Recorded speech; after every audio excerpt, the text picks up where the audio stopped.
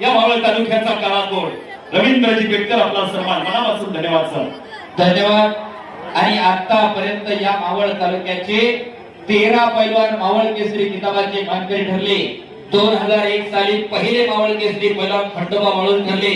त्यानंतर स्पर्धा काही दिवस बंद राहिली आणि पुन्हा 2007 पासून मावळ केसरी पैलवान भरत लिमान जे सिनियर अभिनेते स्वतः राष्ट्रीय पदक विजेते, त्यानंतर पैलवान विशाल भोई, त्यानंतर पैलवान खंडू कालेकर, पैलवान संदीप काळे, पैलवान विकास येनपुरे, पैलवान अमोल राक्षे, पैलवान नागेश राक्षे, पैलवान प्रतीक देशमुख, पैलवान तुषार येवले, पैलवान अजित करवंदे, पैलवान विपुल आडकर आणि पैलवान केतन घारे असे आतापर्यंत 13 मावळ केसरी या स्पर्धेच्या माध्यमातून तयार झाले आणि 14वा मावळ केसरी कोण होणार याचा फैसला आज या सायंकाळच्या सत्रामध्ये सर 8 साडेआठ पर्यंत लागणार.